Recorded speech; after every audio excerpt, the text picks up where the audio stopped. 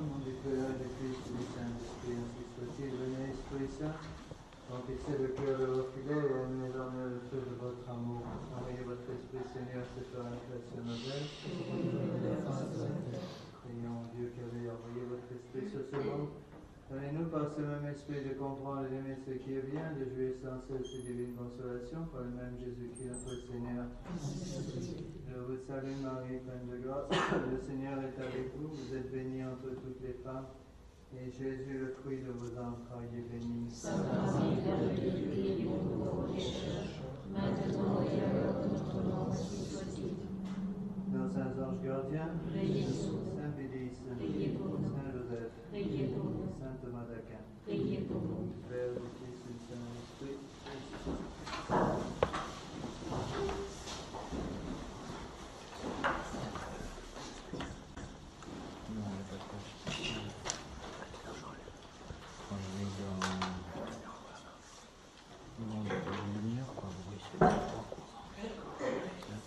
Pour ceux qui n'ont pas eu la dernière page, là j'ai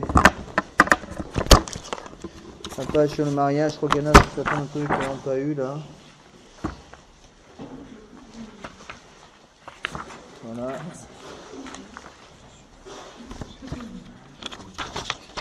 Il n'y a pas de page nouvelle pour aujourd'hui, hein. S'il y en a qui manquent quelques pages.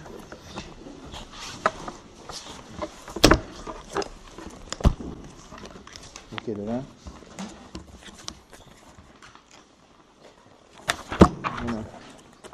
De toute façon, vous pouvez toujours, pour ceux qui ont Internet, vous avez aussi le polycopier qui est placé sur Internet, sur le site. Vous pouvez télécharger tout ce que vous voulez. D'abord, je voudrais rattraper une petite erreur historique que j'ai faite la dernière fois. Je vous avais dit que le mariage civil était obligatoire avant le mariage religieux en France à cause du concordat. Et j'avais dit que c'était le concordat de Pie XI. En fait, je me suis trompé. Le concordat de Pie XI, c'est pour l'Italie. Pour la France, c'est encore le concordat de Napoléon, donc 1804, et pas le concordat de Pie XI, qui est uniquement pour l'Italie. Aussi, l'abbé Guépin m'a fait remarquer que dans un exemple que j'ai donné, je n'ai pas été suffisamment clair. Donc je vais reprendre cet exemple. J'ai donné l'exemple d'une personne qui se mariait avec une jeune fille parce qu'elle lui avait dit qu'elle avait 25 lingots d'or sous son lit. Et que donc la raison principale de son mariage, c'était les lingots d'or sous le lit. Bon, il est évident que si il a aussi l'intention de se marier avec elle parce qu'il l'aime, parce qu'il a l'intention aussi de respecter les lois du mariage avec elle, c'est-à-dire d'accepter les enfants, l'unité et l'indissolubilité, il est évident que le mariage est valide. Le mariage serait invalide si l'unique raison de son mariage aurait été l'existence supposée des 25 lingots d'or sous le lit. Dans ce cas-là, c'est ce qu'on appelle, je vous l'ai dit la dernière fois, une erreur sur la personne. C'est-à-dire que quand une qualité sur une personne ou une chose attachée à une personne est fondamentale, ce qu'on appelle une condition sine qua non pour la décision du mariage, si la personne ment sur la qualité, ce qu'on appelle une erreur sur la personne. D'accord ? Alors, je vais revenir rapidement sur ce que j'ai déjà expliqué. Vous devez bien tous savoir, s'il y a au moins quelque chose que vous devez retenir des cours sur le mariage, c'est bien ça. Rappelez-vous que les quatre numéros 3. Donc d'abord les 3 conditions du contrat. Donc qui est-ce qui peut me les donner sans tricher sur le polycopier ou sous ses notes? Quelles sont les 3 conditions du contrat? Répondez pas tous en même temps s'il vous plaît. Hein? L'indissolubilité, une unité de procréation et éducation. Hein? Donc 3 conditions du contrat. Le mariage est un contrat matrimonial. Bon, pour que le contrat soit valide, il faut que les conditions du contrat soient remplies. Donc, 3 conditions, indissolubilité, pas de divorce, unité, une femme et un homme, et l'acceptation des enfants. Ensuite, ce qu'on appelle les 3 fins du mariage. Alors, quelles sont les 3 fins du mariage? Les 3 raisons du mariage. Pourquoi se marie-t-on? Donc, attention, n'oubliez pas qu'il y a une distinction essentielle à faire entre la fin principale et 2 fins secondaires. Donc une fin principale et deux fins secondaires. En tout, trois fins du mariage. Quelle est la fin principale du mariage? La procréation. Quelle est la fin secondaire du mariage? Les deux fins secondaires du mariage? L'amour mutuel entre les deux époux et remède à la concupiscence. C'est qu'on se marie aussi pour lutter contre les tentations. C'est la fameuse phrase de Saint Paul, il vaut mieux vous marier que brûler du feu de la tentation. Après, les trois biens du mariage. Qu'est-ce qui peut nous rappeler ça? Les enfants, hein? La fidélité et le sacrement.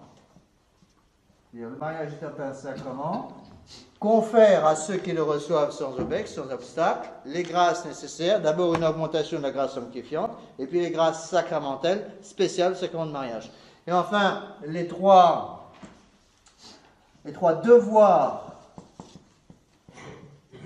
dans le mariage, qui se rappellent? Là, c'est capital. Magistère, ministère, gouvernement. Ça, c'est des choses que les gens oublient tout le temps. Donc, magistère, ministère et gouvernement. Magistère veut dire quoi? Le magistère, en latin, c'est quoi? C'est celui qui enseigne. Donc, le devoir de magistère, c'est le devoir d'enseignement. Donc, quand on parle de la fin du mariage, c'est pas simplement la procréation, c'est la procréation et l'éducation. Donc, l'éducation signifie que les parents ont un devoir d'enseigner. C'est ce qu'on appelle le magistère. Ministère, c'est quoi? Sanctification. Le ministre, c'est celui qui sanctifie. Bon. Donc, premier devoir, enseigner. Deuxième devoir, sanctifier. Troisième devoir, diriger. Donc, diriger les âmes qui vous sont confiées vers le bon Dieu. Donc, rappelez-vous toujours ces quatre numéro 3 parce qu'ils sont très très importants. C'est une façon, quand je prêche sur le mariage, par exemple, ce que j'ai fait dimanche dernier à Notre-Dame-des-Dons, je crois. Donc quand je prêche sur le mariage, je reprends tout simplement les 12 points. Parce qu'ils vont 3 par 3, c'est facile à retenir. Et on couvre absolument tout l'essentiel. Je vous ai déjà dit la dernière fois combien il est important aujourd'hui de rétablir dans les esprits la fin traditionnelle du mariage, parce que c'est pas de votre faute, on est tous passés par là. Nous avons été tous, moi le premier, contaminés par l'esprit moderne. Monseigneur Lefebvre nous le disait tout le temps au séminaire, quand je suis rentré au séminaire, je me rappelle, il nous l'avait expliqué très très bien, il l'expliquait à chaque année, à quel point les gens sont contaminés par l'esprit moderne, par l'esprit du monde. Qu'est-ce que c'est que l'esprit du monde? Ce sont les trois mots qui déterminent l'esprit du monde. Liberté, égalité, fraternité. Bon. Qu'on le veuille ou non, ces trois mots sont rentrés dans la cervelle. Vous connaissez l'expression, quand on vit dans une poubelle, on finit par sentir mauvais. Bon. Eh bien, c'est tout à fait ça. Et que nous le voulions ou non, nous avons été contaminés par ces idées. Et il nous disait, surtout ceux qui ont fait, il nous disait en fait de notre façon, il disait surtout ceux qui ont eu le malheur de faire des études universitaires. Et on était tous comme ça pratiquement. Tous nous avons fait des études universitaires, à rentrer au séminaire, je me rappelle très bien, et il nous disait attention, ceux qui ont fait des études universitaires ont été plus contaminés que les autres. On ne sait pas dire que tout est mauvais dans les études universitaires, c'est pas ce que je veux dire, mais l'esprit du monde est là. Et donc, ce qu'il faut, ça c'est très très important à comprendre, il faut absolument remettre dans l'esprit de nos fidèles cette idée que le mariage, la compréhension que le mariage n'est pas fait pour la personne qui le reçoit. On ne se marie pas pour soi. N'oubliez pas ça, il y a deux sacrements qu'on reçoit pour les autres et pas pour soi-même. Le prêtre n'est pas prêtre pour soi-même, vous ne mariez pas pour vous-même. Le prêtre se marie pour ses fidèles, donc c'est un sacrement qui est pour la société. De même, le mariage est pour la société. On se marie pour la procréation et l'éducation des enfants. Alors, j'ai expliqué, je reviens rapidement là-dessus, c'est très important. Donc, il faut que les conditions du contrat soient explicites, explicitement acceptées par les personnes qui se marient. C'est la raison pour laquelle on fait ce qu'on appelle une enquête matrimoniale assez poussée avant le mariage, pour être sûr que les deux fiancés acceptent toutes les conditions du mariage.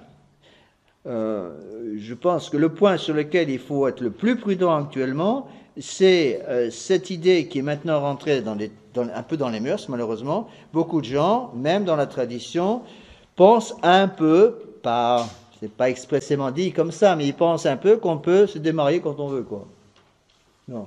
On appelle ça une annulation de mariage. Donc mettez-vous dans la tête, ça c'est capital, il n'y a pas d'annulation de mariage, ça n'existe pas. La notion même d'annulation de mariage est inconnue dans l'histoire de l'Église. Je parle d'un mariage ratifié et consommé. On verra après la question est un petit peu différente pour un mariage non consommé. Mais quand on parle de mariage, évidemment c'est toujours des mariages ratifiés et consommés. Un mariage ratifié et consommé est indissoluble. Aucune puissance au monde, sur la terre ou au ciel, peut détruire ce contrat. C'est impossible. Donc quand les gens vous parlent maintenant la bouche en cœur, j'en ai eu ça je ne sais pas combien de fois d'une annulation de mariage, c'est impossible, ça n'existe même pas. Il faut bien se mettre ça dans la tête. Alors, nous sommes à la page 19, pour ceux qui ont le polycopier là, les feuilles de polycopier. Donc, j'ai expliqué qu'il fallait donc vérifier avant que le contrat soit établi, soit fait, donc avec le mariage soit effectué, que les personnes qui veulent se marier remplissent bien toutes les conditions du contrat, et qu'il n'y ait pas d'opposition, surtout aux qualités substantielles du mariage. Il y en a trois, donc je l'ai déjà expliqué: l'unité, l'indissolubilité, la procréation des enfants. C'est au milieu de la page 19. Bon. C'est un vice de forme, ou vice caché, ce qu'on appelle des vices cachés, ils peuvent aussi invalider un mariage. Par exemple, l'erreur sur la personne, l'erreur sur une qualité sine qua non. J'ai déjà expliqué tout ça, je n'y reviens pas. Nous verrons qu'il y a des empêchements de mariage sur lesquels il faut être très très vigilant. Par exemple, ça dépend des pays. Dans certains pays, quand j'étais en Amérique latine, il nous fallait vérifier énormément la liberté des personnes. Puisque très très souvent, ça arrive malheureusement très souvent, surtout dans les milieux indiens, que l'homme n'était pas libre pour se marier. Bon, c'était le cas, par exemple, je donne un exemple. C'était le cas d'une demoiselle qui revient à la maison, chez les Indiens, c'est comme ça, hein, sud du Mexique, c'était comme ça, même un peu au nord. Au Mexique, c'était comme ça, donc imaginez une jeune fille qui revient à la maison enceinte, le papa prend le fusil, ou le pistolet, et va droit chez le papa. Il dit, voilà, t'as un choix, ou t'épouses ma fille, ou je te descends. Et c'est comme ça que ça se passe. Alors, quand on est mêlé à des histoires comme ça, il faut quand même faire un peu attention. Parce que c'est sûr qu'en soi, le papa du bébé qui arrive, il est responsable. Au moins la moitié des responsabilités. Mais s'ils ne sont pas faits l'un pour l'autre, est-ce qu'il est obligé de se marier? La réponse est non. Il est obligé de supporter les conséquences, d'aider aux conséquences. Et ça, c'est quelque chose de très important. On reviendra là-dessus après, attention. Hein? Lorsqu'une deux jeunes viennent me voir en me disant, ah, monsieur l'abbé, on a fait des bêtises et voilà, je suis enceinte d'un enfant, oui, on regarde bien ce qu'on a fait, bon, on devrait se marier. Première chose que je demande, attention, pourquoi vous voulez vous marier? Est-ce que vous mariez parce qu'il y a un bébé qui arrive? Ou est-ce que vous mariez parce que vous avez décidé d'établir un mariage tel que le bon Dieu le demande? Et si la jeune fille me dit, parfois en aparté ou seule, quand le fiancé n'est pas là, monsieur l'abbé, il n'est absolument pas fait pour moi, mais je l'épouse parce qu'il y a un enfant, puis c'est tout. Il ne faut pas. Il ne faut surtout pas le faire. Ça veut dire quoi? Ça veut dire que c'est un mariage qui va se terminer en catastrophe très vite. Vous comprenez? Donc on va expliquer tout ça avec ce qu'on appelle les empêchements de mariage. Avant de passer à ça, donc en bas de la page 19, donc je reviendrai là-dessus pour expliquer, la juridiction. Alors ça, c'est une question extrêmement importante, surtout actuellement, où beaucoup de gens vont vous dire que l'abbé Guépin ou moi-même n'avons pas juridiction pour les mariages, et donc que les mariages que nous avons, pour lesquels nous avons été témoins, puisque le prêtre est le témoin officiel du mariage, sont invalides. On va vous le dire tout le temps, ça. J'ai eu des tas de cas où des jeunes qui avaient été mariés par des prêtres dans la tradition, il y a eu un problème, ils voulaient se démarier, ils sont allés voir l'évêque ou le représentant de l'évêque de l'église de Vatican II, qui leur a dit, vous étiez mariés par qui? Ah on était mariés par des prêtres de la tradition, l'enfantalité Saint-Pédis ou ailleurs, et tout de suite l'évêque va vous dire, c'est invalide. Vous pouvez vous marier sans aucun problème. Or, c'est faux, absolument faux, d'après le code de droit canon traditionnel de l'église, et même d'après le nouveau code de droit canon de 1983 de Jean-Paul II. Donc ça, il faut bien le savoir. N'oubliez pas ce que je vous ai déjà expliqué, il y a dans l'Église une double juridiction. Il y a une juridiction en temps normal, une juridiction pour temps extraordinaire. Donc la juridiction pour temps normaux, c'est ce qu'on appelle la juridiction ordinaire. Les choses se passent normalement comme ça. Mais comme on est dans une société qui malheureusement bouge beaucoup, eh l'Église a dû prévoir justement les cas où les choses ne se passent pas normalement. Par exemple en temps de guerre. Bon. Par exemple en temps de où nous retrouvons orphelin d'autorité, comme c'est le cas actuellement. Bon. Donc, en principe, j'ai bien en principe, celui qui a juridiction ordinaire pour un mariage, en principe, c'est le curé, plus exactement le curé de la jeune fille qui se marie. En principe, c'est ça. Bon. Le curé peut déléguer, donner une juridiction déléguée, mais une juridiction déléguée est une juridiction ordinaire, attention. Alors celui qui a la juridiction ordinaire, c'est en principe le curé de la jeune fille qui se marie. Il peut déléguer. Et il peut déléguer un autre curé dans un autre endroit parce que mademoiselle veut se marier dans une telle église qui lui plaît, je sais pas trop où. Et donc le curé délègue à un autre prêtre pour que ces gens puissent se marier ailleurs. Ça, c'est ce qui se passe de façon normale. Nous n'avons bien sûr pas la prétention d'avoir une juridiction ordinaire pour les mariages. Mais l'Église, dans sa sagesse, a prévu une juridiction extraordinaire. Juridiction extraordinaire, c'est la juridiction pour les cas difficiles, les cas anormaux. Le problème, c'est que maintenant, dans la tradition, les cas normaux sont bien plus fréquents que les cas normaux. C'est le problème. Bon. Donc, la juridiction pour les cas normaux, c'est ce qu'on appelle une juridiction extraordinaire ou parfois appelée une juridiction de suppléance. C'est pareil. Juridiction de suppléance ou juridiction extraordinaire, c'est en fait une seule et même chose. Alors, c'est à la page 19, j'ai mis le canon là, c'est le canon 1098 qu'il faut bien connaître.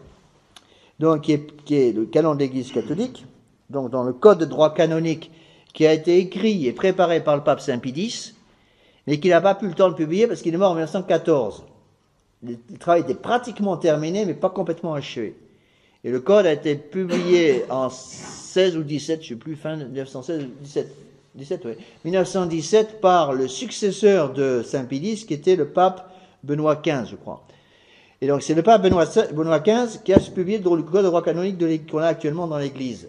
Mais qui a été entièrement préparé par le pape Saint Pie X. Donc, le pape Saint Pie X avait fait une réforme du droit canon qui était nécessaire parce que, avant, le droit canon, surtout au temps des rentrées, c'était quand même assez compliqué, donc il avait simplifié certaines choses avec raison. Et donc, dans ce code de droit canon, il est prévu, justement, une juridiction de suppléance extraordinaire dans les cas de mariage. Il est intéressant aussi de savoir que même dans le code de droit canon de l'Église de Vatican II, donc celui qui a été mis en place par Jean-Paul II en 1983, qui est un code de droit canon inacceptable pour un catholique, à cause des modifications substantielles qui ont été faites sur des points extrêmement importants dans l'histoire de l'Église. Il faut bien comprendre que le code de droit canon de 1983, c'est quoi ? C'est un code de droit canon qui introduit le modernisme, les idées du modernisme dans les règles canoniques de l'Église. Donc, c'est en soi, je dirais, presque plus grave que d'avoir changé la messe.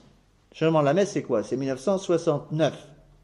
Le code de droit canonique, qui a été modifié dans l'Église de Vatican II, a été modifié pour cette raison. A été modifié pour pouvoir incorporer l'idée de Vatican II, c'est-à-dire quoi ? Quelles sont les idées de Vatican II ? Il y en a 3.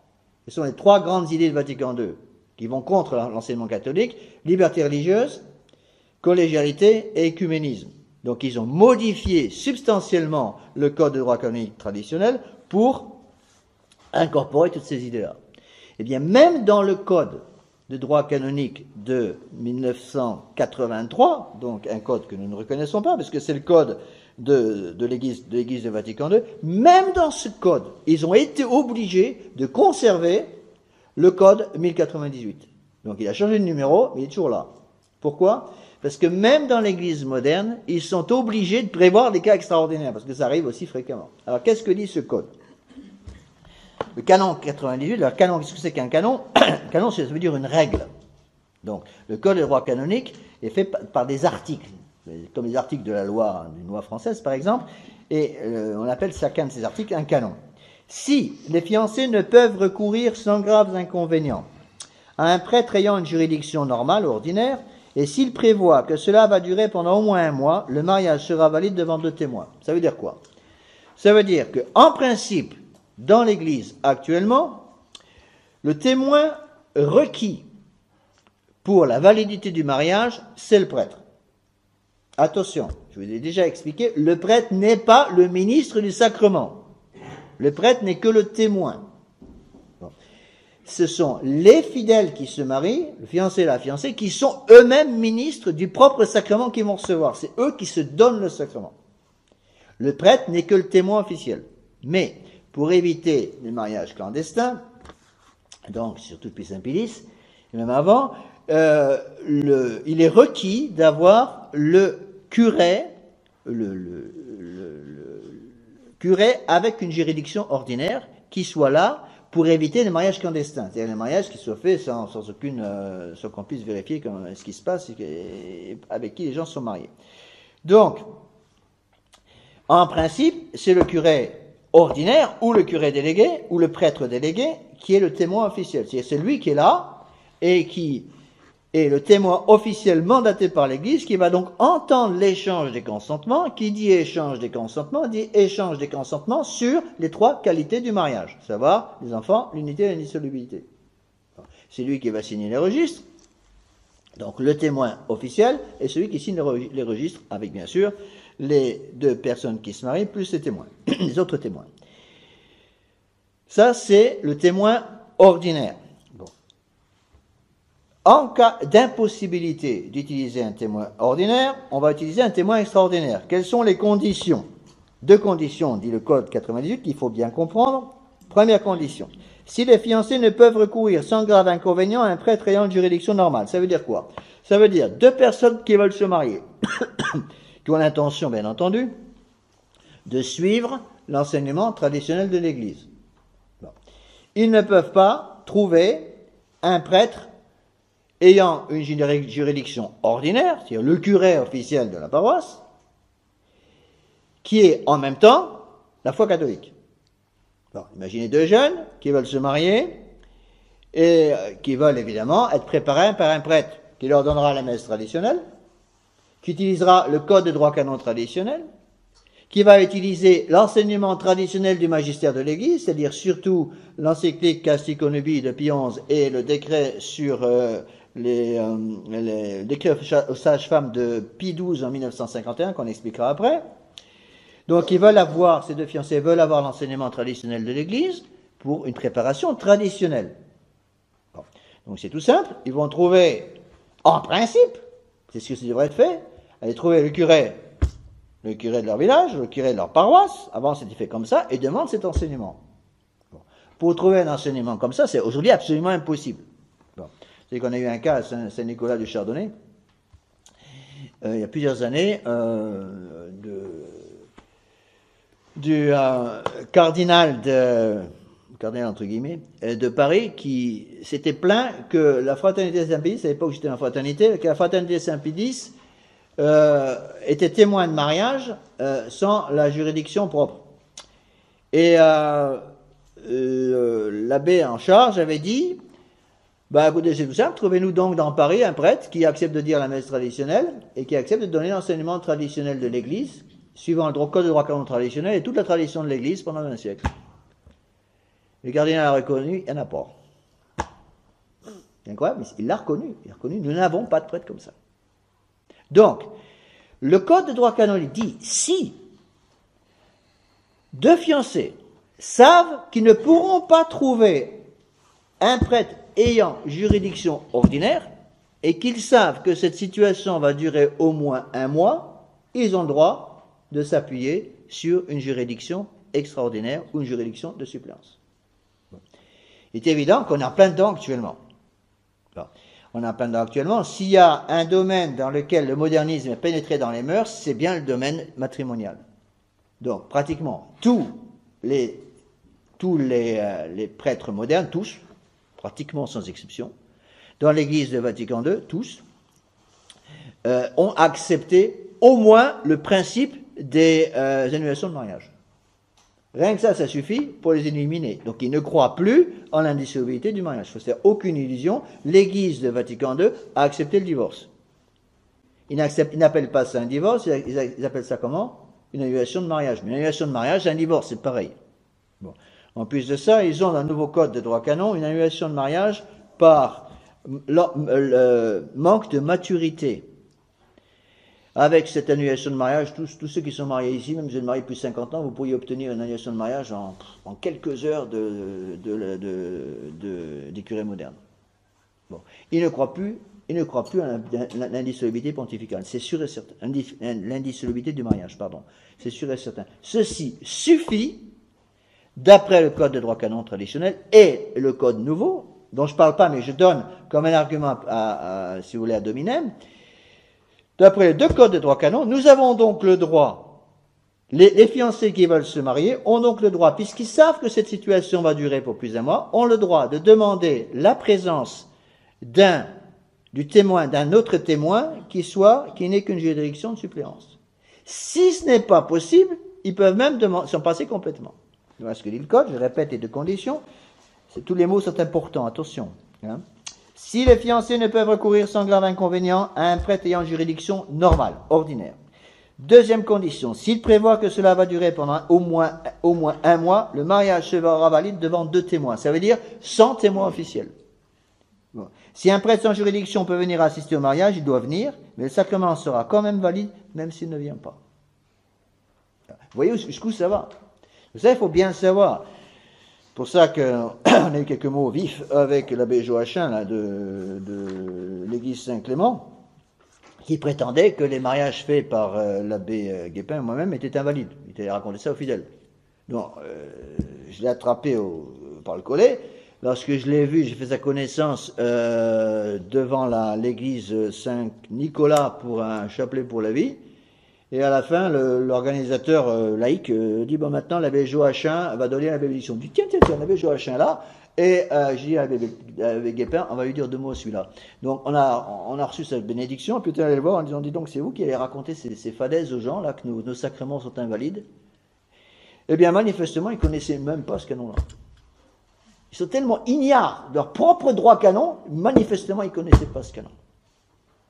Parce que s'il avait connu son propre droit canon, il aurait su qu'on avait une juridiction extraordinaire. Je lui ai dit, on n'a aucune prétention d'avoir une juridiction ordinaire. Mais nous avons une juridiction extraordinaire, et vous le savez très bien, vous êtes supposé le savoir, donc vous mentez quand vous dites aux gens que nous n'avons pas de juridiction pour les mariages. Alors, ce qui est vrai, c'est que nous n'avons pas de juridiction ordinaire. Mais nous avons une juridiction extraordinaire. Donc, attention, n'allez pas raconter aux gens, l'abbé Guépin et l'abbé Laffitte ont une juridiction ordinaire pour les mariages. Parce que si vous dites ça, là, évidemment, vous mettez en faux. C'est vrai que nous n'avons pas de juridiction ordinaire. Nous avons une juridiction extraordinaire. Donc, dans ces cas-là, les mariages sont parfaitement valides. Bien entendu, à condition que les conditions du contrat matrimonial soient remplies. C'est-à-dire qu'à condition que vous acceptiez l'unité, l'indissolubilité et les enfants. Monsieur l'abbé, vous pouvez peut-être remettre un petit coup de chauffage avant que tout le monde soit gelé.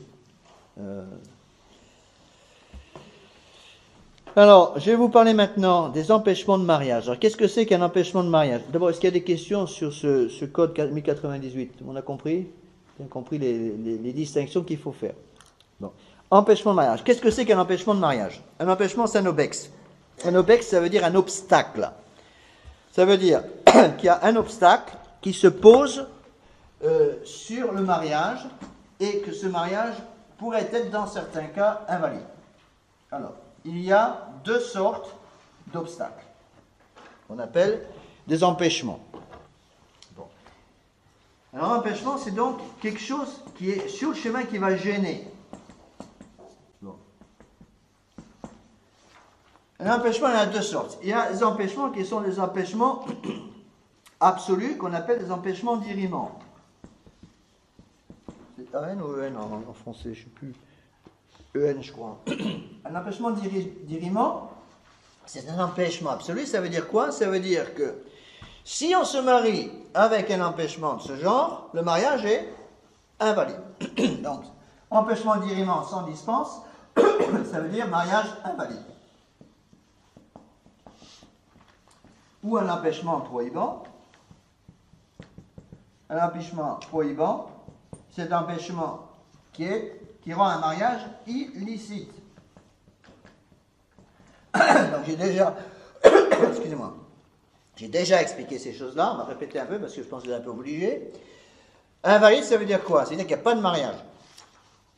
Si quelqu'un se marie avec un empêchement prohibant, le mariage est valide, mais illicite. Illicite, ça veut dire quoi? Ça veut dire qu'on n'a pas le droit de se marier dans ces conditions-là. Et donc on pêche, un péché, peut être plus ou moins grave, on va voir, quand on se marie sans avoir l'autorisation spéciale qui est requise dans un cas de mariage avec un empêchement prohibant. Donc, avant que deux personnes se marient, le prêtre a donc l'obligation grave de faire ce qu'on appelle une enquête. On appelle l'enquête matrimoniale. L'enquête matrimoniale est obligatoire. Donc, si l'enquête matrimoniale n'est pas faite, il ne peut pas y avoir de mariage conclu, c'est impossible. Même, bien sûr, pour nous, nous le faisons systématiquement. Cette enquête doit être sérieusement préparée et doit être, c'est requis par les droits canons, faite par le prêtre qui le prépare au mariage et doit être faite avec chaque individu, chacune des deux personnes qui va se marier, sans aucun témoin, pour que la personne puisse absolument être libre dans ses réponses. Ça veut dire que le prêtre va passer, ça prend à peu près une demi-heure avec la jeune fille qui veut se marier, sans aucun témoin, dans une petite pièce, tout seul. Bon. Pour s'assurer de la liberté des réponses de la personne. Pour que la personne ne puisse pas venir nous dire plus tard, j'ai été obligé par mes parents, obligé par mon fiancé de répondre telle ou telle chose. Et après, la même chose, la personne signe, le prêtre signe, puis on envoie la jeune fille à la chapelle par exemple, on prend le jeune homme, et on pose les mêmes questions au jeune homme, qui va signer les feuilles de l'enquête matrimoniale pour être sûr qu'il n'y a pas d'obstacle. Pendant cette enquête, on va vérifier, excusez-moi, très soigneusement qu'il n'y a pas d'empêchement. Bon. Si on découvre un empêchement d'irriment, le mariage ne peut pas être fait sans une dispense qui, en principe, est donnée par le pape. Bon, ou dans certains cas, par l'évêque. Vous voyez un peu les complications aujourd'hui. Où nous sommes orphelins d'autorité. Si c'est un empêchement prohibant, on regarde, même chose, quel genre d'empêchement prohibant est là, et est-ce que c'est un empêchement, on regarde ensuite, est-ce que c'est un empêchement pour lequel on peut avoir une dispense facilement ou non? Il y a certains empêchements qui sont absolus. On ne peut jamais avoir de dispense. Par exemple, on va voir ça, l'empêchement de lien. L-I-E-N. Qu'est-ce que c'est qu'un empêchement de lien? C'est quelqu'un qui est déjà marié avec quelqu'un d'autre. Bon. Alors, qui au cours de l'enquête, est-ce que vous avez déjà été marié? Ben oui, j'ai déjà été marié une fois. Ah bon? Bon. Et un mariage valide? Ben oui, avec le curé de la paroisse. Et vous aviez l'intention de faire tout ce que veut faire l'église? Ben oui. Mais vous comprenez, j'étais fatigué de mon épouse, alors j'ai décidé de changer. Ah ben, empêchement d'irriment de lien, au revoir monsieur, bon courage. Eh bien, allez chercher quelqu'un d'autre, ok? Vous ne pouvez pas vous marier de toute façon, puisque vous êtes déjà marié. C'est même pas la peine de demander une dispense, l'empêchement est un empêchement absolu. Bon. Alors, il faut bien distinguer les choses. Donc, c'est en bas de la page 19. Les empêchements de mariage sont les diverses circonstances qui rendent le mariage invalide, empêchement d'irriment, ou illicite, empêchement prohibant. Il est évident que quand nous avons un cas d'empêchement d'irriment, le mariage est invalide et bien sûr illicite aussi. Si c'est invalide, c'est illicite. Par contre, si c'est un empêchement prohibant seul, le mariage est illicite, mais est néanmoins valide. Cependant, un prêtre n'a pas le droit n'a absolument pas le droit de passer outre un empêchement prohibant sans avoir une dispense nécessaire. Donc, nous allons voir tout ça ensemble. Pour contracter validement le mariage chrétien, il est donc nécessaire d'être libre de tout empêchement d'irriment et donner librement son consentement au contrat de mariage devant son curé ou un prêtre délégué par lui et deux témoins. Il est évident qu'il faut aussi, on va expliquer, pour la licéité, être libre de tout empêchement prohibant. Alors, prenez la page 20 maintenant. Alors, on va un petit peu voir tout ça. Là, il y a toute une série de choses qui sont quand même très importantes là. Donc, ce sont des choses assez délicates parce que souvent, lorsque nous avons en face de nous des gens qui ne sont pas très convaincus, malheureusement, bien, si on découvre un empêchement d'irriment, eh bien, très souvent, ben, les gens vont refuser, évidemment, on va leur dire on ne peut pas vous marier, c'est impossible. Parce que c'est un empêchement dont l'Église ne dispense pas, et les gens vont se marier simplement civilement, surtout quand les gens ne sont pas convaincus, et vont se mettre en concubinage. Okay. Donc des époux, ce que j'ai mis page 20, des époux catholiques, c'est évidemment sous-entendu, qui vivraient ensemble unis seulement par le mariage civil, seraient dans un état habituel de péché mortel, et leur union resterait toujours illégitime devant Dieu et l'Église. Bon. Même si c'était reconnu par le curé local, c'est complètement égal. Donc attention à ces choses-là. Donc n'oubliez pas la distinction que je vous ai expliquée la dernière fois. Ce n'est pas en soi le mariage qui est interdit, mais le divorce, pardon, qui est interdit, mais le remariage. Ce n'est pas parce que quelqu'un est divorcé que cette personne est en état de péché mortel. Attention, j'ai déjà expliqué, je pense, la dernière fois. Pour être en état de péché mortel sur ce point-là, sont les personnes qui sont divorcées et remariées civilement. Ou, aujourd'hui, remariées entre guillemets, religieusement, avec, entre guillemets, un annullement de l'Église moderne. Bon.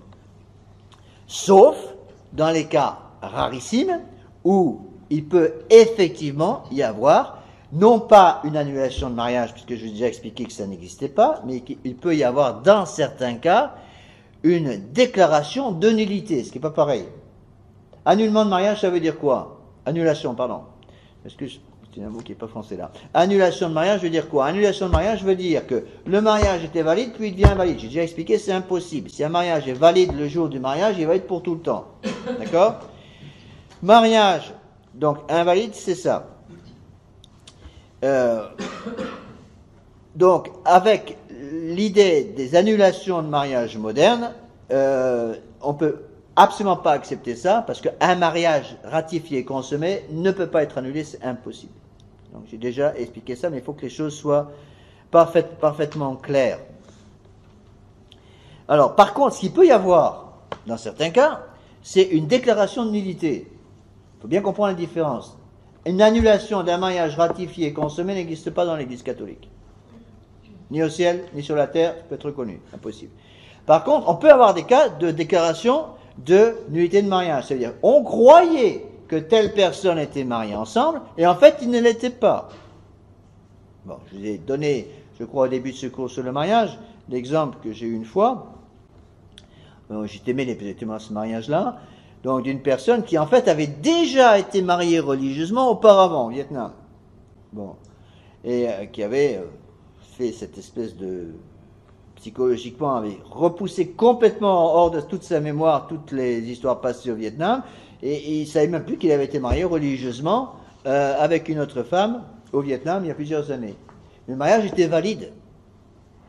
Si la jeune fille en question, ou la jeune femme en question était toujours vivante, ce qui était le cas, le premier mariage étant valide, son deuxième mariage, qui avait été un mariage religieux dans l'église traditionnelle, avec ignorance sans doute non coupable, je pense non coupable, le deuxième mariage c'est en fait invalide. Pourquoi?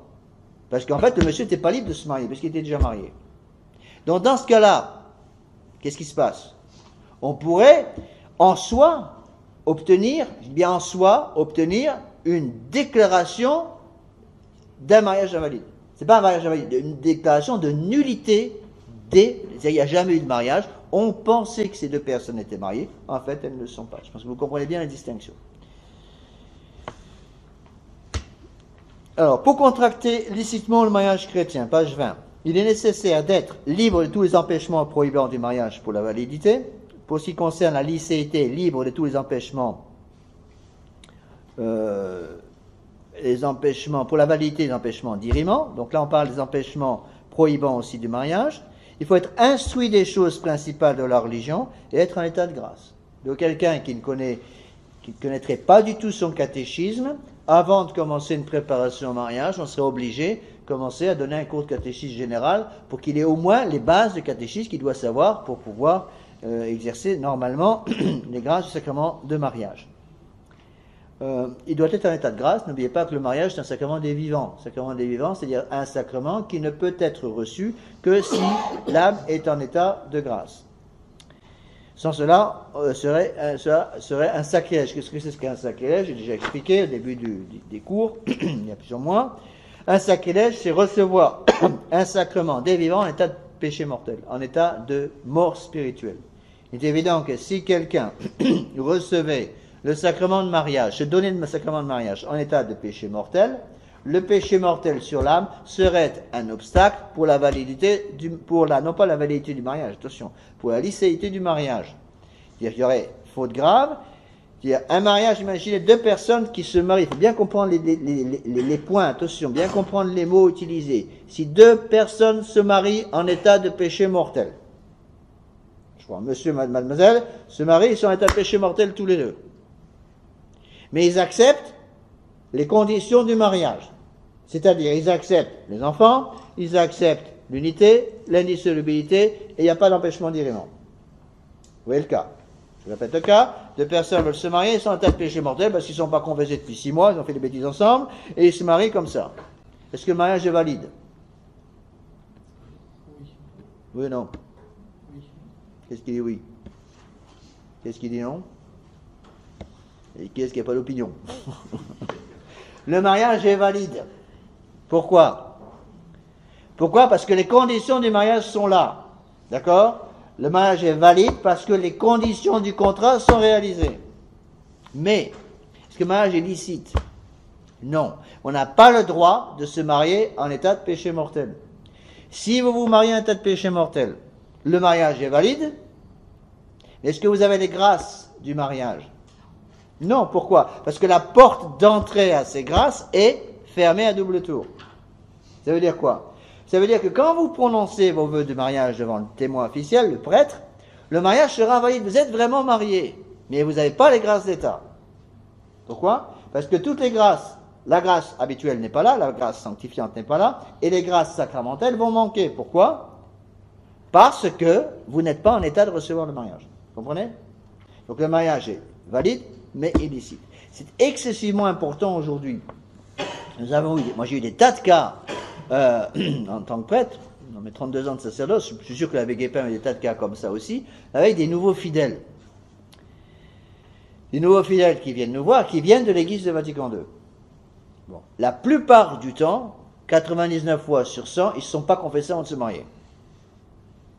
Surtout les jeunes qui ont été mariés dans l'église de Vatican II, il y a par exemple 5-6 ans, attention, le mariage peut être valide. Pourquoi? Et faites attention, parfois on a des gens dans la tradition qui nous sortent, vous avez été marié devant le prêtre moderne, donc le mariage est invalide. C'est aussi bête que de dire, vous avez été marié devant l'abbé Guépin qui n'a pas juridiction ordinaire, donc le mariage est invalide. Pourquoi? Parce que même si vous vous mariez devant un curé, entre guillemets, moderne, avec la nouvelle messe, si vous avez rempli les conditions du contrat, c'est-à-dire que vous acceptez les enfants, l'unité et l'indissolubilité, ce qui est le cas, Dieu merci, la plupart du temps, même si le prêtre est peut-être même pas prêtre, le mariage est valide. Pourquoi? Parce que c'est Dieu qui scelle, en quelque sorte, le sceau du mariage. Vous comprenez ce que je veux dire? Donc ce mariage est valide, attention. Donc, il est capital de bien comprendre ces choses-là. Donc, très souvent, qu'est-ce qui se passe? Dans l'église moderne, j'ai vu ça je ne sais pas combien de fois, les prêtres modernes ne se préoccupent pas du tout de confesser les gens. Ou plus exactement, les gens vont se confesser si vraiment ils le désirent, ils le demandent. 99 fois sur 100, le curé moderne ne va même pas conseiller aux gens de se confesser. Donc, au contraire, nous, avec Guépin, on fait la même chose, j'en suis sûr. Quand on prépare deux personnes au mariage, s'il ne veut pas se confesser, bon, on dit, écoutez, allez chercher ailleurs. Moi, je ne vous marie pas si vous n'avez pas fait une bonne confession avant. Hein. Parce que je ne veux pas risquer d'avoir un mariage qui marche sur 3 pattes tout de suite. Donc, la plupart du temps, dans l'église de Vatican II, les gens se marient sans confession. Qu'est-ce qui se passe? 9 fois sur 10, 99 fois sur 100, pour pas dire 100 fois sur 100, ces gens ne sont pas en état de grâce quand ils se marient. Donc, vous voyez le cas, de personnes en état de péché mortel qui se marient. Est-ce que le mariage est valide? Oui, si toutes les conditions sont requises, sont acceptées. Est-ce que le mariage est licite? Non. Est-ce qu'ils ont les grâces sacramentelles nécessaires pour vivre ensemble heureux? Non. Qu'est-ce qui se passe? Alors, dès que le petit nuage rose a disparu, au début du mariage tout va bien, bon, et puis au bout de 2-3 mois ou de 3 ans, ça dépend des cas, et il commence, puis il n'y a plus rien qui marche. Eh bien, très souvent, ça m'est arrivé je ne sais pas combien de fois, on a vu des cas comme ça de gens qui venaient nous voir en disant voilà, monsieur l'abbé, ça va plus du tout. Parfois même, ce sont des fidèles réguliers de chez nous, mais qui ont été mariés il y a plusieurs années dans l'église moderne, et qui sont donc mariés licitement, mariage valide, mais sans la grâce requise, parce qu'ils n'étaient pas en état de grâce. Et on leur dit, la première question que j'ai posée quand les gens me disent, monsieur l'abbé, ça va plus du tout avec mon épouse, on se bagarre tout le temps, on se dispute tout le temps, maintenant on s'envoie les assiettes à la figure, la dernière fois j'ai failli sortir le fusil de chasse, monsieur l'abbé, il y a quelque chose qui va pas, il faut faire quelque chose, parce que sinon elle va me tuer, je vais la tuer, on va se tuer tous les deux, bon, enfin ça va plus du tout. C'est la bagarre tout le temps, on n'arrête pas de se disputer. Qu'est-ce qu'on fait? Première question à poser. Est-ce que vous avez fait une bonne confession le jour avant votre mariage? Et 9 fois sur 10, j'ai eu la réponse des gens qui me disaient non, monsieur l'abbé, on ne s'est jamais confessé, le curé nous avait dit qu'il n'y avait pas besoin. Entre guillemets, mettez-vous dans les chaussures du curé qui n'a pas fait son travail. Sa responsabilité énorme pour toutes ces grâces qui n'ont pas été reçues. C'est de sa faute. C'est lui qui n'a pas fait son travail. Dans ce cas-là, qu'est-ce qu'on fait? On va pousser ces deux personnes à préparer une bonne confession générale. Quand on le peut, c'est même l'idéal, on pousse ces deux personnes à faire une bonne retraite. Retraite de 5 jours pour remettre un peu les pendules à l'heure, les points sur les i et les barres sur les t. Mais même une bonne confession générale, on les aide à préparer une bonne confession générale. On donne un examen de conscience très complet. En général, je donne celui qu'on utilise pour les retraites. Un examen de conscience bien complet. On dit voilà, vous allez préparer chacun de votre côté une bonne confession générale. Semaine prochaine, vous revenez vous me voir et j'entends votre confession. Et on entend la confession générale de ces deux personnes. 9 fois sur 10, ça suffit. Qu'est-ce qui se passe? En confessant ces deux personnes, qu'est-ce qui va se passer? Les personnes vont se retrouver en état de grâce pour la première fois, souvent depuis leur mariage. C'est-à-dire qu'ils ont passé, parfois 5, 10, 15, 20 ans en état de péché mortel. S'ils n'ont jamais avoué toutes les fautes qu'ils avaient commises avant de se marier, eh bien, toutes leurs confessions subséquentes sont invalides. D'accord? Rappelez-vous ce que j'ai expliqué pour la confession. Donc, en général, une bonne confession suffit à enlever l'obstacle. Les gens vont recevoir la grâce sanctifiante et avec la grâce sanctifiante, vont recevoir la grâce sacramentale du sacrement de mariage qu'ils n'avaient jamais reçu auparavant. Rappelez-vous un point important que j'avais expliqué au début lorsque j'ai parlé des sacramentis in genere, des sacrements en général. J'avais expliqué la reviviscence du sacrement. Je ne sais pas si certains d'entre vous s'en rappellent. Qu'est-ce que c'est que la reviviscence du sacrement? Bon, laissez un peu le chauffage. C'est pas trop chaud. Hein. Bon. Et qu'est-ce que c'est que la reviviscence du sacrement? Qui peut me rappeler ça? J'ai expliqué ça, hein? Sans tricher sur vos notes. Ne dites pas, j'ai jamais entendu parler de ça, monsieur l'abbé, parce que c'est faux, je vous en ai parlé. Les sacrements à caractère, voilà, c'est que pour un sacrement que vous pouvez recevoir une seule fois dans votre vie, à savoir l'ordre, le baptême, la confirmation, si vous avez reçu ce sacrement en état de péché mortel, sans la contrition de vos péchés, eh bien, qu'est-ce qui va se passer? Ces sacrements sont valides, mais illicites, vous n'avez pas la grâce. Au moment où vous levez l'obstacle par une bonne confession, vous allez recevoir à ce moment-là la grâce du sacrement qui était en quelque sorte en attente au-dessus de votre âme pendant toute cette période de temps, parce que la porte d'entrée dans l'âme était fermée. Imaginez un jeune garçon, par exemple, de 15 ans ou 13 ans qui reçoit la confirmation en état de péché mortel. D'accord? La confirmation d'un sacrement des vivants, un sacrement que vous ne pouvez recevoir qu'en état de grâce. Si vous recevez la confirmation en état de péché mortel, est-ce que la confirmation est valide? Oui ou non? N'ayez pas peur de répondre. Oui, la confirmation est valide. Je parle évidemment d'un cas de confirmation normal avec un évêque qui est vraiment évêque et qui respecte toutes les lois concernant la matière et la forme. C'est évident. La confirmation est valide, mais est-ce qu'elle est licite? Non. Est-ce que le Saint-Esprit est donné à cette âme? Non. Pourquoi? Parce que la porte est fermée. Mais il y a reviviscence du sacrement vraisemblablement, c'est l'opinion générale de l'Église. Au moment où l'obstacle est enlevé par une bonne confession, vous allez recevoir le Saint-Esprit. D'accord? Attention, c'est pas dogme de foi. C'est l'enseignement général de l'Église, c'est proche de la foi.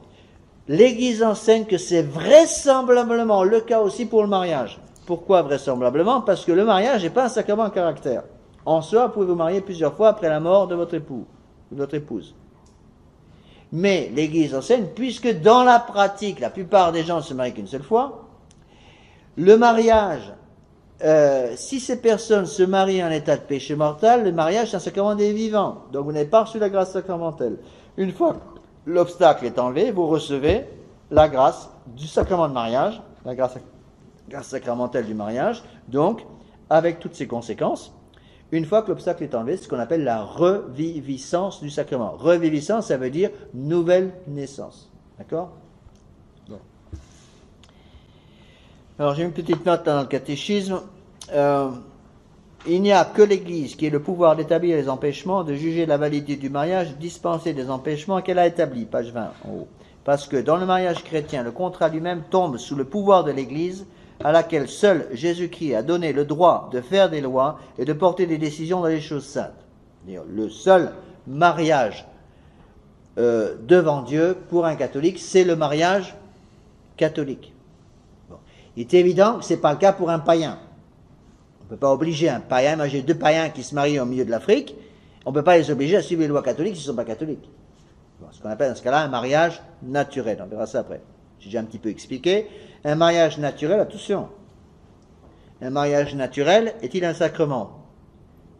Deux païens qui adorent, je sais pas quoi, n'importe quoi, les singes ou les rochers ou le soleil ou la lune, je sais pas quoi, et ils ne sont pas catholiques, ni l'un ni l'autre, païens complets, ils se marient, ils ont l'intention d'avoir des enfants, ils se marient qu'une seule personne, unité, pour la vie. Est-ce que le mariage est valide? Oui. Est-ce que c'est un sacrement? Non. Est-ce qu'on peut recevoir un sacrement sans le baptême? Non, donc c'est pas un sacrement, d'accord? Mais c'est un mariage valide, attention. Ils sont vraiment mariés devant Dieu. Si ces deux personnes recevaient le baptême, le mariage passerait d'un mariage non sacramentel à un mariage sacramentel. C'est-à-dire ça changerait de niveau, mais le mariage est valide. Il faut faire très très attention quand on a devant nous des païens qui se convertissent. De bien vérifier qu'il n'y a pas eu des mariages comme ça avant. D'accord? D'où l'importance de l'enquête matrimoniale. Donc, dans ce cas-là, il y a un mariage valide. Mais c'est un mariage naturel. Attention. D'accord? Alors, l'Église,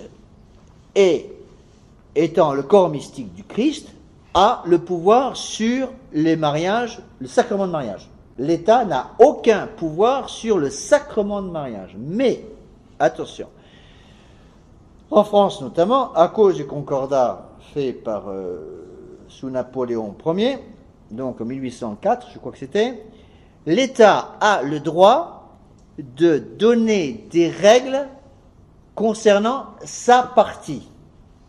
C'est-à-dire, l'État a le droit d'avoir quelque chose à dire sur des choses qui le regardent. Exemple. Des gens qui se marient et qui ont par exemple, qui sont trop jeunes. L'État aurait le droit, l'État civil aurait le droit de donner une loi en disant tous les gens qui se marient avant 14 ans, par exemple, ne sont pas mariés parce que ils sont trop jeunes. Bon.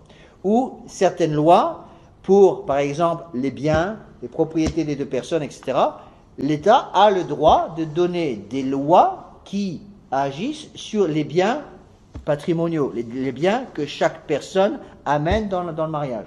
Bon.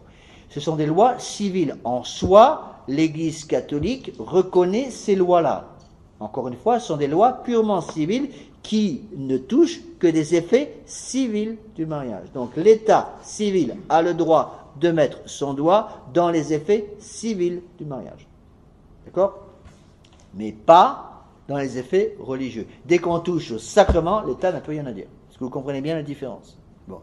Par exemple, l'Église, l'État aurait le droit, alors on verra ça avec les empêchements, l'État aurait le droit de donner une loi, ce qui est le cas dans des tas de pays, je ne sais pas si c'est le cas en France, de dire que si une personne, par exemple, imaginez un monsieur et une dame mariés, qui adopte un enfant. Bon, un enfant, un bébé qui est adopté dans la famille.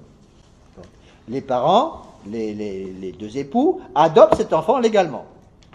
Donc, il prend le nom des deux personnes qui sont mariées, et puis après, ce monsieur et cette dame ont d'autres enfants. Donc, l'enfant adopté a les mêmes droits, bien sûr, également, que les frères et sœurs, puisqu'il est adopté légitimement. L'État aurait le droit, et a le droit, en fait c'est ce qui se passe dans la plupart des pays, je ne sais pas si c'est le cas en France, mais je pense aussi, de dire, même si c'est un sang différent, l'enfant adopté n'a pas le droit de se marier avec ses frères et sœurs adoptifs, puisqu'en fait ils ont été élevés ensemble. Et en fait, nous verrons après que l'Église suit dans ce cas-là la décision de l'État. Donc, l'État a en soi le droit pour ces choses-là, parce que ce sont encore une fois des choses qui touchent aux effets civils. D'accord? Donc l'État a le droit de mettre son doigt dans les conséquences civiles du mariage. Histoire de contrat. Bon, il y a un contrat matrimonial. Le contrat matrimonial dont on s'occupe, nous, c'est lequel? Le contrat qui vise le sacrement. On vise la procréation et l'éducation, l'unité, l'indissolubilité, pas d'empêchement. Et l'intention droite. Voilà. Maintenant, toutes les histoires légales, monsieur arrive avec un patrimoine personnel de sa famille, mademoiselle arrive avec un patrimoine personnel de sa famille, donc l'usage de ces biens, la communauté de biens, communauté aux acquis, je ne sais pas comment ça s'appelle maintenant, ça change tout le temps, cette histoire-là, moi j'y connais rien en droit civil.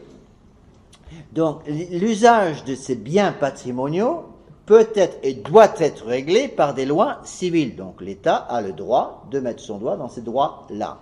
Attention, mais aucunement dans les histoires sacramentelles. Donc un État, bien entendu, ne pourrait pas en aucun cas reconnaître un divorce d'un mariage valide devant Dieu. L'État n'a aucun pouvoir là-dessus. Donc un divorce civil accordé par l'État civil à deux personnes qui étaient mariées devant Dieu est nul de plein droit. C'est-à-dire cette personne n'a aucun droit. Les personnes sont toujours mariées, bien entendu, devant Dieu. Cependant, nous verrons plus tard que dans certains cas, des personnes mariées religieusement pourraient avoir le droit d'utiliser un divorce civil du moment, je vous l'ai déjà expliqué, du moment que ce n'est pas considéré comme une porte ouverte à un remariage, pour obtenir certains droits de protection. Exemple, deux personnes séparées, deux personnes mariées religieusement. Malheureusement, au bout de 10 ans, par exemple, ils se séparent. Monsieur a perdu la foi, s'est marié avec quelqu'un d'autre. Madame conserve la foi, vit toute seule, en éduquant ses enfants. Mais elle veut obtenir de son mari légitime, qui vit maintenant avec une autre personne, que tous les mois, il verse une pension alimentaire pour aider à la charge des enfants, ce qui est normal. Donc, en soi, l'Église n'a aucune autorité légale dans le pays en question pour obliger le mari volage, qui vit en concubinage, de payer tous les mois une pension alimentaire. Qui va s'occuper de ça? L'État civil. Bon. Dans des tas de pays, entre autres aux États-Unis c'est comme ça, je ne sais pas en France, je ne connais pas les lois françaises sur le plan civil du tout, ou très mal. Dans des tas de pays, c'est impossible sans qu'il y ait eu une déclaration de divorce auparavant. Donc imaginez une maman qui vient me voir en me disant, voilà monsieur l'abbé, j'ai 4 enfants à charge, ou 5 enfants à charge, mon mari m'a abandonné, il est parti avec une autre, il faut absolument que j'ai une sentence judiciaire, qui oblige mon mari à payer tous les mois une pension alimentaire pour que je puisse nourrir les enfants. Bon. Est-ce que j'ai le droit de demander ce papier? Oui, madame. Mais l'État me dit, on ne peut pas vous accorder ce papier sans qu'il y ait d'abord un divorce. Ai-je le droit, dans ce cas-là, de demander un divorce civil, puisque le divorce catholique n'existe pas, ai-je le droit de demander un divorce civil pour pouvoir obtenir que mon mari légitime, qui est toujours mon mari devant Dieu, soit obligé légalement de payer le support alimentaire pour les enfants. C'est-à-dire que l'État vienne ponctionner directement dans le compte bancaire de monsieur pour sortir l'argent pour que madame puisse élever ses enfants. La réponse est oui. Il est évident que même dans ce cas-là, le divorce n'a aucune valeur pour annuler un mariage indissoluble. Donc le mariage chrétien est toujours valide. La personne est toujours mariée. Est-ce que vous avez bien compris les distinctions? Donc attention, parce qu'on a souvent des gens qui font des raccourcis un peu trop rapides et qui disent « Madame et monsieur est divorcé, donc il est un péché mortel ». Non. Il y a des gens qui peuvent être divorcés et être en état de grâce puisqu'ils vivent tout seuls. D'accord? Alors, on va commencer à voir aujourd'hui les empêchements prohibants. Je vous rappelle la différence, donc page 20, entre les empêchements prohibants et les empêchements dirimants. Empêchement prohibant n'annule pas le mariage, mais le rend illicite, illégitime. L'empêchement, au contraire, dirimant, annule le mariage. Alors, il y a trois empêchements prohibants. Un est excessivement important et les deux autres sont relativement secondaires parce que sont assez rares. Alors, je passe tout de suite sur les deux faciles. Le vœu simple et la parenté légale. Alors, qu'est-ce que c'est que la parenté légale? Je commence par le plus simple. La parenté légale, c'est la relation qui existe entre un enfant et ses frères et sœurs adoptés. Dans ce cas-là, l'Église suit la loi civile la plupart du temps dans le pays. Ça veut dire que, j'ignore ce qui se passe en France, je pense qu'en France, un mariage dans une même famille entre un enfant adopté et ses frères et sœurs, on appelle ça des frères et sœurs, ils n'ont pas des frères et sœurs de sang, mais qui ont vécu ensemble, un tel mariage serait impossible, je pense, en France, et déclaré invalide par l'État. Là, il faut que je vérifie. Madame Lachaunie, vous connaissez ça, non? Je sais pas. Je pense que c'est invalide. Dans la plupart des pays, c'est invalide. Bon. Si un tel mariage est reconnu invalide par l'État français, un tel mariage serait reconnu aussi invalide par l'Église catholique. D'accord? C'est-à-dire qu'on suit dans ce cas-là la déclaration de l'État pour qu'il y ait pour une chose comme ça, on peut être d'accord avec l'État parce que là, l'État a effectivement un droit de regard sur une chose de ce genre. Parce qu'on touche, encore une fois, aux conséquences civiles d'un contrat. Donc, la parenté légale est en fait soit un empêchement prohibant, soit un empêchement dirimant, selon ce que décide l'État dans lequel a eu lieu le mariage. Bon. Donc, si l'État a décidé que c'était un empêchement dirimant, s'il y a des empêchements dirimants laïques, civils, eh bien, l'Église va suivre la même chose. Si l'État a décidé que c'était qu'un simple empêchement prohibant, eh bien, ce sera un empêchement prohibant pour l'Église aussi. Pourquoi ces empêchements? Cet empêchement est évident, c'est pour justement permettre la vie de famille, rendre la vie de famille possible. Dieu merci, il y a le bon sens qui est là et la loi naturelle qui est là-dessus, pour permettre à des frères et sœurs utérins ou même non utérins, mais des frères et sœurs qui en fait sont comme frères et sœurs parce qu'ils ont toujours été élevés ensemble, de pouvoir vivre ensemble de façon normale. Donc l'Église, évidemment, le bon sens le plus élémentaire, la loi naturelle interdit ce mariage. Ce qu'on appelle un empêchement de parenté légale. L'empêchement de vœu simple. Qu'est-ce que c'est qu'un empêchement de vœu simple? C'est un empêchement qui va arriver pour une personne qui a fait, avant son mariage, parfois plusieurs années auparavant, un vœu personnel, privé, simple. Je ne parle pas du vœu solennel, par exemple, du sous-diacre, ou du diacre, ou du prêtre, ou de la religieuse. Non, je parle d'un vœu simple. Bon. Une des questions que le prêtre va poser lors de l'enquête matrimoniale à la personne en privé, avez-vous, quand vous étiez plus jeune, un adolescent ou adolescente, avez-vous fait un vœu, par exemple, de jamais vous marier? Bon. Avez-vous promis, je ne sais pas moi, de vous faire prêtre, de vous faire religieuse? Un vœu privé. Et parfois, les gens vont dire, ah oui, monsieur, j'ai complètement oublié, c'est vrai, à 15-16 ans, j'avais lu la vie de Sainte Thérèse de l'Enfant Jésus, et j'avais décidé que j'avais une vocation carmélitaine, et puis j'ai fait le vœu de devenir carmélite. Vœu privé. Puis après, j'ai rencontré monsieur Untel, avec des beaux petits yeux bleus, et un petit blond aux yeux bleus, et mon père, on va se marier. Mais dis donc, vous avez fait un vœu avant? Ah oui, monsieur, mais c'était il y a longtemps, c'était quand j'étais une gamine, j'avais 15 ans. Attention, il y a vœu. Ce qu'on appelle un vœu simple. Pour ces vœux-là, quand on était en état normal dans l'église, sous Pilouse par exemple, on pouvait obtenir très facilement, relativement facilement, on pouvait obtenir une dispense de ce vœu. Pourquoi? Parce que ce n'est pas quelque chose qui touche à la validité même du mariage, c'est pour ça que c'est un empêchement prohibant seulement. Donc, attention, dans certains cas, il faut commencer par enlever les vœux. Alors attention, parce que les prêtres simples comme nous, comme les Képins moi-même, nous n'avons pas pouvoir sur les vœux simples. Un vœu simple ne peut pas être enlevé par un simple prêtre comme nous. Donc vous n'allez pas voir, monsieur l'abbé, j'avais décidé de me faire carmélite, mais j'ai rencontré monsieur machin, et puis voilà, on va se marier, on va avoir plein de petits-enfants. Est-ce que vous pouvez me dispenser de mon vœu? Non, je ne peux pas, je n'ai pas ce pouvoir. Alors qui a le pouvoir de dispenser les vœux simples? Le pape, bon courage. Les cardinaux, bon courage aussi. Et puis, les religieux des ordres mendiants. Les dominicains, franciscains, je crois que les bénédictins aussi, semble bien, ont ce pouvoir, ce qu'on appelle le pouvoir des mendiants. Donc, ce sont des prêtres qui sont moines, mendiants, c'est-à-dire qui mendient leur pain, ou l'équivalent, qui ont ces pouvoirs pour annuler ou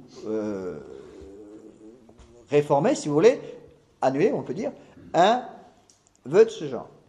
Donc, dans un cas comme ça, il faudrait qu'on envoie, par exemple, on enverra à cette personne obtenir une relève de son vœu auprès d'un prêtre, vraiment mendiant, et qui ait le pouvoir d'enlever ce vœu. D'accord? Donc, ça, c'est le cas donc pour une personne qui a fait vœu, par exemple, de chasteté parfaite, ça arrive, ça peut arriver, une jeune fille ou un jeune homme qui a fait le vœu il y a de longues années. C'est pas une simple promesse, c'est un vœu, attention. Hein. Bon. De vœu de ne jamais se marier, de rentrer au séminaire, rentrer en vie religieuse, etc. Même un simple vœu de ne pas se marier. Attention. Donc on dit toujours aux gens, ne faites jamais un vœu sans avoir l'accord de votre confesseur. Alors, parfois des jeunes garçons, jeunes filles de 14-15 ans qui vivent dans un foyer où il y a très houleux, il y a beaucoup de disputes entre papa et maman, et puis le jeune, un beau jour, sans vraiment réfléchir aux conséquences de ce qu'il fait, va dire, ah, puisque c'est comme ça, je promets au bon Dieu, je fais le vœu de jamais me marier. Et puis 10 ans après, il change d'idée, parce qu'il a rencontré quelqu'un de bien. Eh bien, on va poser la question, est-ce que vous avez fait un vœu de jamais vous marier auparavant? Ah ben oui, quand j'avais 12 ans, 13 ans, mes parents se disputaient tout le temps, et j'ai fait le vœu de jamais me marier. D'où l'importance pour les parents de jamais se disputer devant les enfants, entre parenthèses.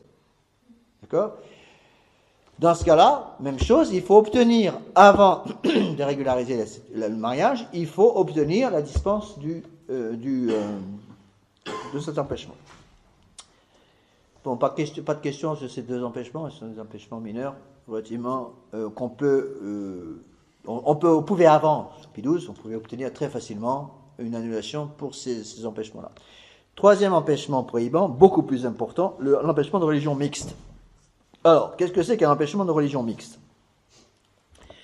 C'est un empêchement, malheureusement très fréquent aujourd'hui, entre deux personnes qui veulent se marier, qui sont tous les deux baptisés validement, mais pas de la même religion. Il y a quelques religions fausses qui ont un baptême valide. Qui peut me donner un exemple? Les orthodoxes. Tous les orthodoxes ont un baptême valide. Pourquoi? Parce que les orthodoxes croient au péché originel et acceptent la doctrine de l'Église concernant le péché originel. Bon. Donc le baptême orthodoxe est valide. Que ce soit l'Église russe orthodoxe, l'Église bon, il y a l'Église bulgare, l'Église grecque orthodoxe, il y a plusieurs groupes. Alors, je connais très mal les religions orientales.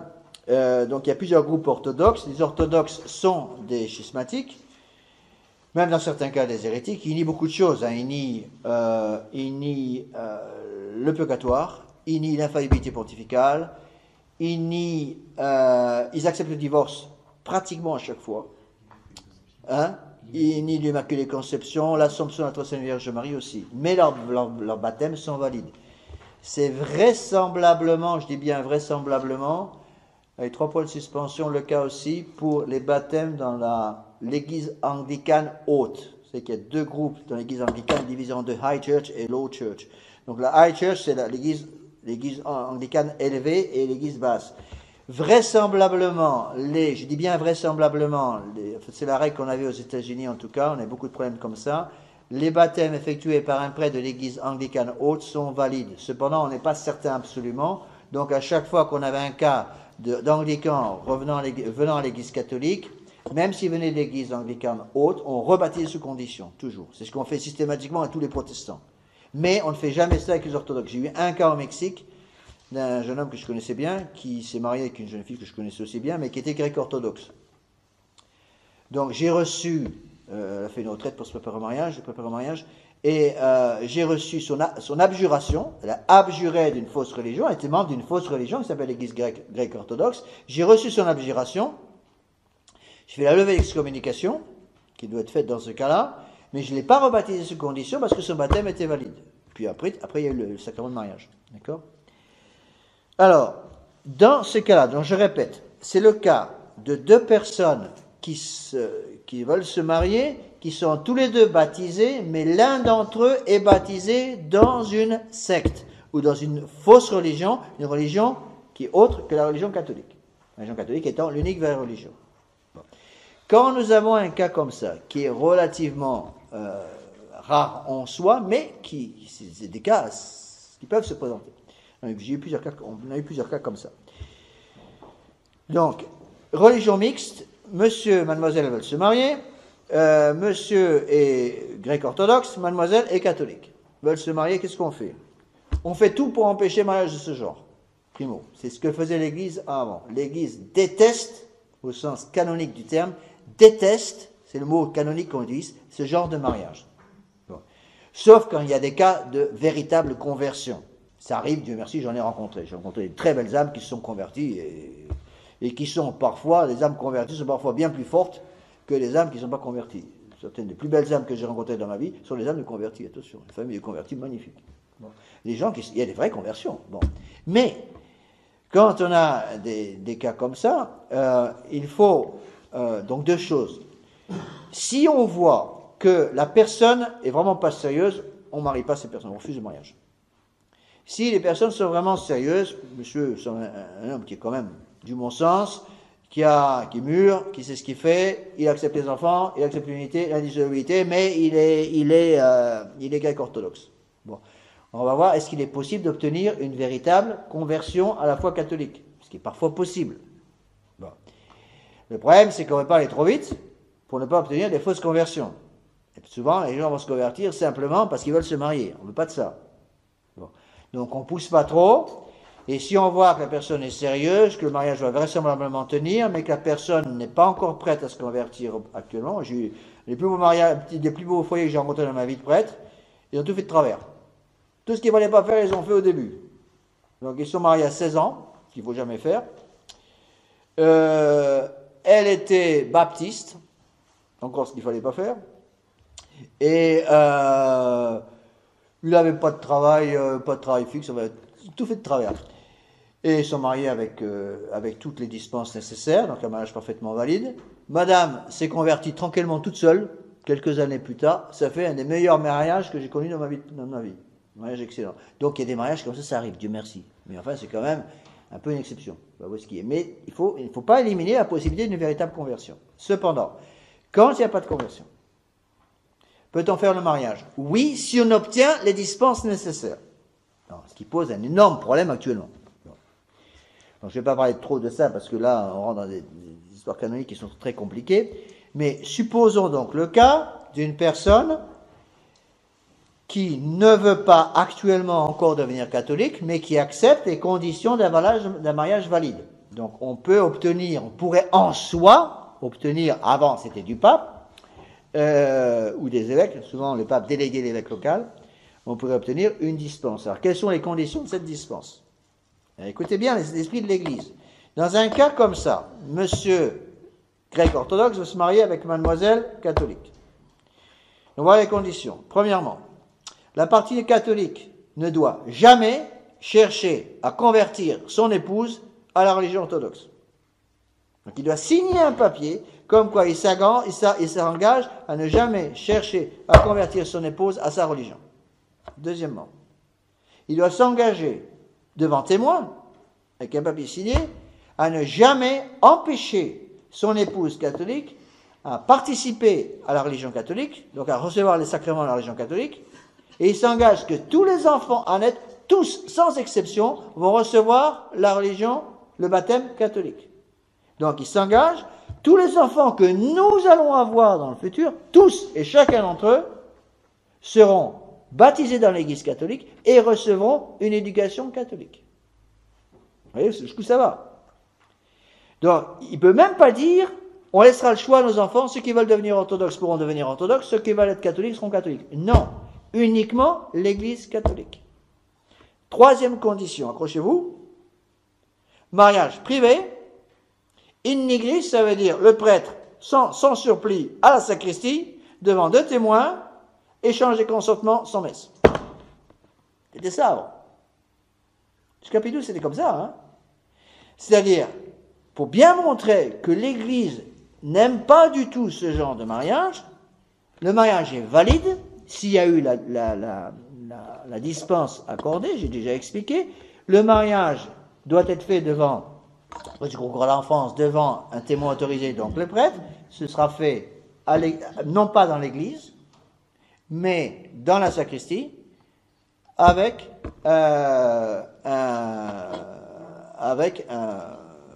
une simple bénédiction. Simple bénédiction, mais parfaitement valide. Ça m'est arrivé une fois dans ma vie. Une fois dans ma vie, avec une personne qui avait fait une retraite avec moi, et deux d'ailleurs, elle était catholique, lui était musulman, s'il vous plaît. Mais un bon musulman, je savais très bien qu'il se convertirait. Il se connaissait depuis longtemps, il était sérieux le gars, et j'ai pas voulu pousser au baptême trop vite. Parce que je me rendais bien compte que si je poussais trop vite, je risquais de provoquer un baptême trop tôt. J'ai préféré attendre, et j'ai obtenu les dispenses nécessaires. Je savais qu'il demanderait le baptême très vite, mais pas tout de suite. Je ne pouvais pas quand même décemment, c'est des gens déjà d'un certain âge qui étaient mûrs, c'est-à-dire qui étaient suffisamment, tous les deux autour de la trentaine, donc avaient un travail, etc. Donc je les ai mariés, j'étais le témoin officiel, avec toutes les dispenses nécessaires, ce qui n'est pas évident actuellement. Et ce qui s'est passé, donc ils ont eu un mariage avec la dispense. Attention, là, c'est pas un cas de religion mixte. Là, c'est un cas différent parce que lui n'était pas baptisé du tout. Donc, c'est un cas de disparité de culte, on verra après. Et ce qui s'est passé, le bon Dieu a bien fait les choses. 3 ans après, il s'est converti. Donc, il a été baptisé dans l'église catholique et pas eu de problème. Enfin, c'est des cas rarissimes. L'église n'aime pas du tout ce genre de cas. Alors, quand c'est un cas entre deux personnes de religions différentes, mais tous les deux avec un baptême valide, c'est ce qu'on appelle un cas de religion mixte. Pas de questions? Bien compris le différent? Oui? Est-ce que les deux époux reçoivent les mêmes grâces? Non, c'est le problème, c'est que l'épouse catholique va recevoir les grâces, mais l'époux non catholique, non baptisé, ne peut pas recevoir de grâce. Il va recevoir des grâces actuelles, mais pas la grâce sacramentelle, et pas la grâce sanctifiante, puisqu'il n'est pas baptisé. Donc ça pose des problèmes, c'est la raison pour laquelle l'Église fait tout son possible pour empêcher ce genre de choses. Mais souvent, c'était surtout un cas qui se présentait dans un pays de mission avant. Les pays de mission, c'est des cas comme ça, où on avait des gens qui voulaient vraiment se convertir, mais ils ne montaient pas au même niveau, à la même vitesse. Souvent, la femme était beaucoup plus convaincue que l'homme. L'homme allait y arriver, mais on savait qu'il ne fallait pas y aller trop vite. Mais, bon, ils vivaient en concubinage. Imaginez les cas en pays de mission, des gens qui vivent en concubinage comme ça depuis très longtemps. Donc, ils ont 10, 20 ans de concubinage. Madame se convertit vraiment, foi catholique, baptisée, etc. Et le mari se fait un peu tirer par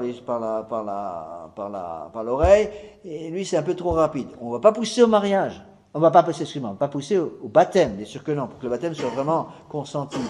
Dans ce cas-là, surtout avant, on obtenait ce qu'on appelle une dispense de disparité de culte. Donc, personne non mariée. Et si on savait que le mariage était stable, par exemple, le mariage civil était stable, souvent c'est un mariage valide, ce qu'on appelle un mariage naturel, dont je vous ai déjà parlé. Donc il y avait mariage non sacramentel, d'accord? Donc on acceptait de bénir le mariage avec ces dispenses nécessaires. Et en général, l'épouse catholique amenait, au bout de quelques mois ou de quelques années, amenait en général l'époux catholique à la foi catholique. Alors, c'est assez compliqué de savoir si c'est vraiment un mariage sacramentel ou non, parce que c'est un mariage sacramentel d'un côté, mais d'autre. Donc, comme c'est une corde qui réunit deux choses, si d'un côté, il ne peut pas y avoir un mariage sacramentel parce que la personne n'est pas baptisée, c'est pas possible que ce soit un mariage sacramentel. Cependant, c'est un peu plus compliqué que ça, parce que le côté catholique est de bonne foi. Donc, y a-t-il les grâces pour la partie catholique? Vraisemblablement, oui. Vous voyez? Donc c'est pas un mariage sacramentel, mais avec des grâces que va recevoir la partie catholique, parce que elle, la porte est ouverte. Vous comprenez ce que je veux dire? Non, c'est pas un mariage sacramentel. Pourquoi? C'est que pour qu'il y ait un mariage sacramentel, qu'est-ce qu'il faut? Il faut que les deux ouvrent la porte en même temps. Vous comprenez? Donc qu'est-ce qui se passe? Le mariage va devenir sacramentel au moment où la deuxième personne est baptisée. Il n'y a pas besoin de renouveler le mariage. Ipso facto, quand il y a le baptême de la première personne qui n'est pas catholique, ipso facto, le mariage est monté au niveau surnaturel, et à ce moment-là, les deux personnes reçoivent les grâces sacramentelles. D'accord ? Donc c'est parfois assez compliqué. Mais pour qu'il y ait sacrement, ben, il faut évidemment que des deux côtés, il y ait la grâce d'État. Le baptême. Donc, le cas de la religion mixte, encore une fois, c'est un empêchement prohibant. Alors, après, il y a des empêchements d'irriment. Je vais commencer simplement le premier ou le deuxième. Et le deuxième, c'est tout. Je n'ai pas le temps d'aller plus loin. Les empêchements d'irriment, là, c'est beaucoup plus sérieux. Les empêchements d'irriment, si on découvre un empêchement d'irriment dans un mariage, le mariage ne peut pas être fait. On bloque tout. Dès qu'un prêtre découvre un empêchement d'irriment, on bloque tout. Le problème, c'est que très souvent, on va savoir ça par la confession. Et donc, on est bloqué par le secret sacramentel. Alors, ça pose des problèmes de conscience énormes, mais on n'a pas le choix. Et ce qui fait que des tas de cas arrivent régulièrement où le mariage est absolument invalide. Le prêtre le sait, est obligé d'être là comme témoin officiel, alors qu'il sait parfaitement que le mariage est invalide, mais il ne peut rien dire parce qu'il est lié par le secret sacramentel. Par exemple, il sait au confessionnal seul que monsieur a déjà été marié avant. Après, quand il a fait l'enquête canonique, l'enquête matrimoniale, il a posé la question, avez-vous été marié auparavant? Non, non, j'ai jamais été marié. Il ne peut pas dire, dites donc, vous m'avez dit le contraire au confessionnal. Pourquoi? Secret de la confession. Il ne peut pas poser une question. Si la personne se reconfesse, il dit, attention, vous m'avez dit que vous étiez marié auparavant. Donc je ne peux pas vous donner les sacrements. Vous n'avez pas l'absolution. Je vous refuse maintenant les sacrements. Je vous demande d'arrêter de communier. Mais si le gars veut continuer de communier, on ne peut rien faire. Secret de confession. J'ai déjà expliqué tout ça. Et s'il ne veut rien changer, on est obligé de le marier en sachant parfaitement que le mariage est invalide. Ce qu'on peut faire, c'est prier pour que la personne, la jeune fille par exemple, découvre la chose avant qu'il soit trop tard. C'est tout ce qu'on peut faire. Le mariage est invalide. Alors Dieu merci, en général, quand il y a des cas comme ça, de toute façon le mariage ne tient pas. Mariage qui n'est pas un mariage d'ailleurs. Ça ne tient pas parce que le gars qui ment sur une chose pareille, aussi importante, évidemment n'a pas de bonne intention. Donc en général, c'est des mariages, entre guillemets, qui s'écroulent très vite. Bon. Et à ce moment-là, je dirais, il n'y a même pas besoin d'une annulation de mariage ou d'une déclaration de nullité en soi, puisqu'il n'y a même pas eu de mariage. La personne étant déjà mariée auparavant à quelqu'un d'autre, eh bien le mariage était absolument invalide. D'accord? Donc on obtient quand même en principe une déclaration de nullité, c'est obligatoire, mais en soi il n'y a pas eu de mariage. Vous voyez comme les choses peuvent être très graves. C'est pour ça que le secret de confession est un secret absolu. Alors, beaucoup de gens ne comprennent pas ça. Ils disent, même monsieur l'abbé, c'est ridicule, vous avez le devoir de parler. Ben non. Le secret de confession n'admet pas de parvité de matière. Ça veut dire, dès qu'on touche le secret de confession, il n'y a aucune excuse. Personne ne peut donner à quelqu'un le pouvoir de violer le secret de confession. C'est impossible. Même pour un péché véniel. Vous voyez, il y a des conséquences. Alors, s'il vous plaît, faites pas des coups comme ça à votre curé. Encore? Ni à l'abbé Guépin, ni à moi-même. Bon, donc on verra, enfin on commencera les empêchements d'irriment la prochaine fois. Donc vendredi prochain, tous les empêchements d'irriment. Attention, le premier vendredi du mois de février, exceptionnellement, je ne pourrai pas assurer le cours, je ne serai pas là. Donc il n'y aura pas de cours. Donc vendredi prochain, cours, normalement. Mais exceptionnellement, le premier vendredi du mois de février, pas de cours. Donc vendredi prochain, cours à l'heure normale.